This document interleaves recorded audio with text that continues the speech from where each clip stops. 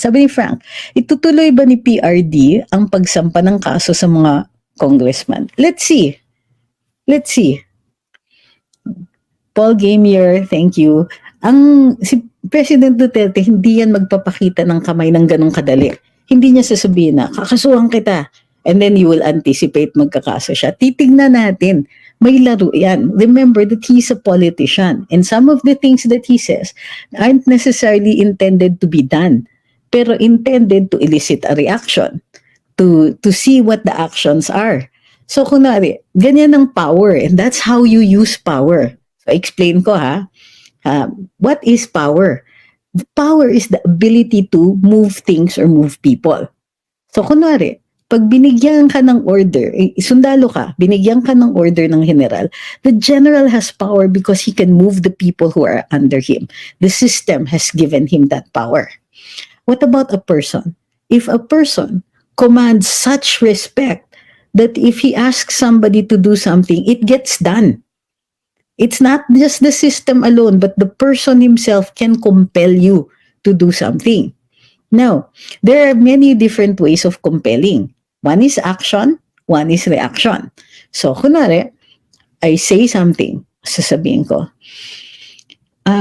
paabot nga ng basong tubig, compulsion, binigyan akong basong tubig, either out of respect, out of the goodness of their heart, or because I'm afraid of that person, or that person is afraid of me, bibigyan ako. Now, what if I say something like, ang galing-galing talaga ni Duterte, tapos may mga umalma dyan. Reaction yon.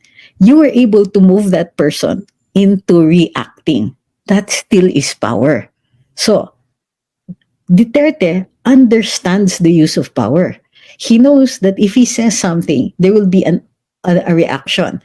There could be an equal and opposite reaction like the Newtonian law, or it can be inaction. Somebody says, gusto ni Duterte ganyan, hindi ko gagawin. It's still a reaction of inaction. Or may magsasabi, ayan bang gusto ni Digong? Sige, gawin natin yan. Still power.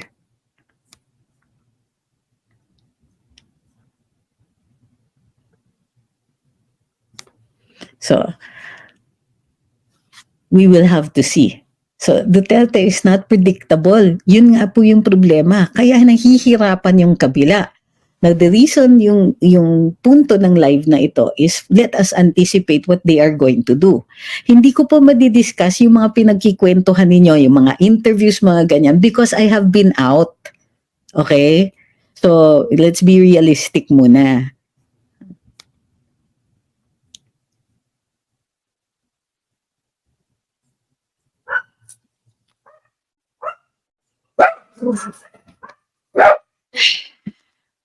O sige, ganito. If you want me to react to a certain event, you're going to have to tell me the event. Okay?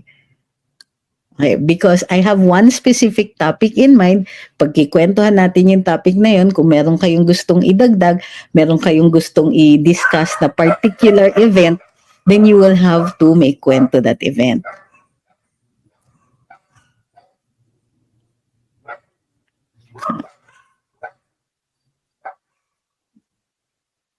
Uy, thank you very much.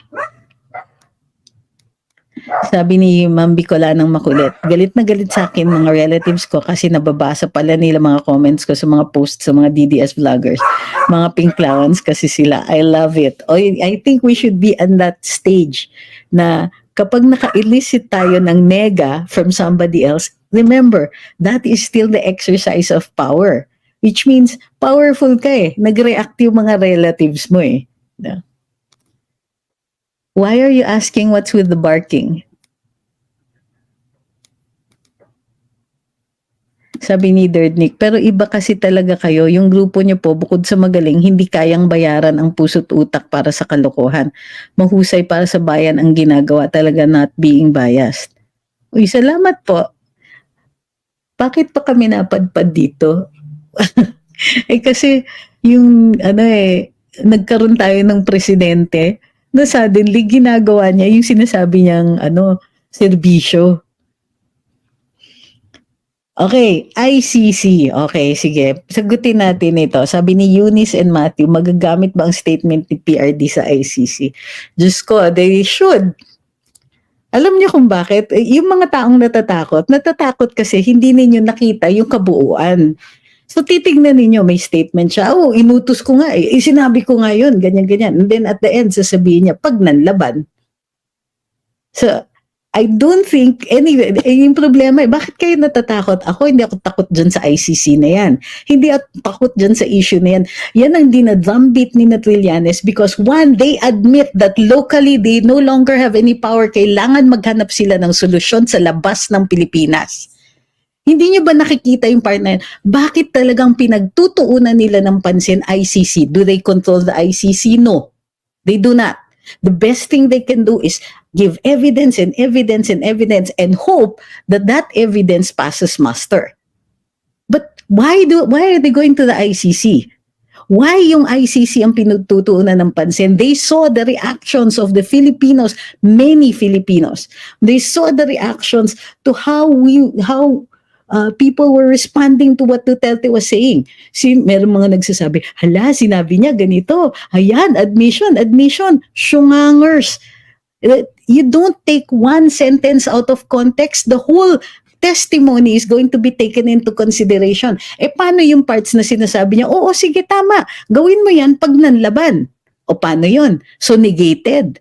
So, you don't say, you don't take one thing and say, sinabi niya ito eh. Oo, pero titignan mo yung konteksto ng buong panayam, yung buong announcement, yung buong testimony. Oh. Another, bakit dun sila sa labas? Bakit sa ICC? Ibig sabihin, para sa kanila dito hopeless na. They cannot convince us. Sa tingin niyo, si Trillanes, kung massive ang sumusuporta dun sa mga sinasabi niya, tatakbo ba yan ng mayor lang ng Caloocan? Tatakbo yan kung mahina ang senador, tatakbo yan presidente. Pero wala siyang makuha.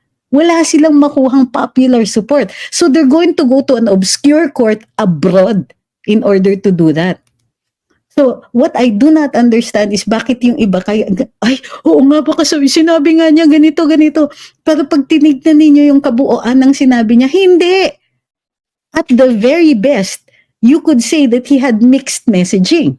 Pero yung totoo lang, hindi mixed messaging yun. He was eliciting reactions, tapos babanat siya na kung nanlaban. Oo, kung nanlaban.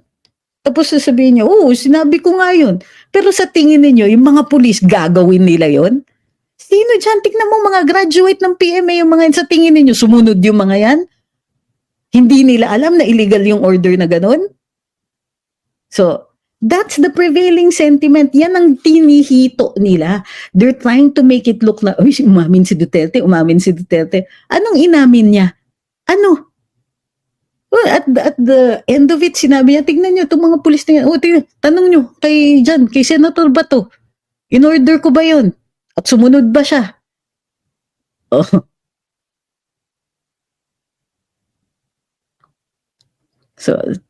So that's it. You should have watched the whole thing because in the first place, there was not a dull moment. And you would see a master at work. Politiko ito. At politiko siya ng masa. Hindi ito yung nice Mr. Nice Guy who's playing nice, who has to be nice to everybody because he needs everybody's vote. This guy has already gotten the vote. He's already become president. He has nothing to lose. Oh, sige, himay-himayin ninyo yung testimony niya. In the end, sasabihin ng court, you have to take the whole testimony. Ganyan ang rule dito sa Philippine Supreme Court. Oh, so if you think that they could actually go to the Philippine Supreme Court and say, this person has just admitted to giving an illegal order, ano sasabihin ng Supreme Court? He probably said that in one part of his testimony or even in 10 parts. Pero ang kabuuan ng testimony niya says that that's not the intent. The intent wasn't to order people to do what these people were thinking, to unalive people indiscriminately. No, he wanted to protect the police, make sure that they remember that there are 3 exemptions, exempting circumstances in the revised penal code. defense of self, defense of stranger, defense of family. So, di ba? And that's what I'm saying. Ang kabila, gusto nila sabihin ng sabihin na, hala, umamin si Duterte, hala, umamin si Duterte. But if you were looking at the people who were watching, and I saw so many, yung mga ordinary citizens, yung iba mga yung iba mga ordinaryong mamamayan, broadcast na nanonood sa sari-sari store. Every time nagsasalita si Duterte, sigawan. Parang basketball game. People were cheering. And if you do not recognize the kind of response that he was getting from ordinary people, then you mag-form ka talaga ng opinion na medyo lutang or takot. But look, sino ang takot? Hindi niyo ba nakikita yung mga reaction ng mga politiko? They now are trying to negate that. So remember this. Even the Philippine Supreme Court has said, you don't take just one portion of somebody's testimony and create a context alien from its actual context. You will have to take the whole testimony into consideration. So there was no intent for him to say na, oo, ginawa ko nga yun. Na with any seriousness. Why do you think he was bantering? Why do you think ang dami niyang biro doon?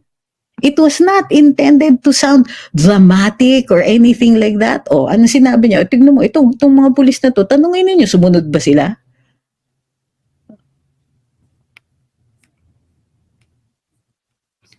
ICC. Diyos ko siya, Trillanes. Ano na yan? Magbe-birthday na naman, mag-anibersaryo na naman yung sinasabi niyong maglalabas na ng warrant ang ICC. It just shows his ignorance of not only of international law, but the Rome Convention, the procedures in the ICC, and all of that. He is talking out of his rear end.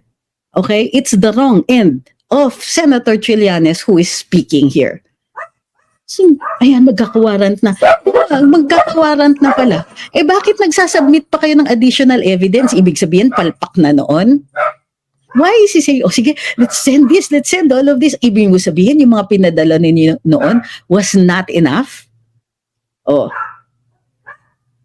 Second, when they present that evidence, hihingin pa ng ICC yung side ng Duterte. Ano akala nila? Hindi sila, sila lang ang pakikinggan. Sa tingin nila, na it'll just be, sila lang, one-sided. Oh. At sino itong mga nagpipilit? Ano ba sila? Do they understand what President Marcos himself was saying, that we're not going to participate in the ICC? Tapos kindat na lang kay Solgen?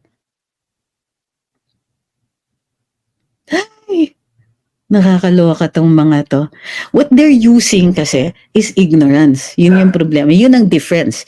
Yun ang difference ng mga nasa panig ng mga ng tama ng mga Duterte, unfortunately for them, di ba?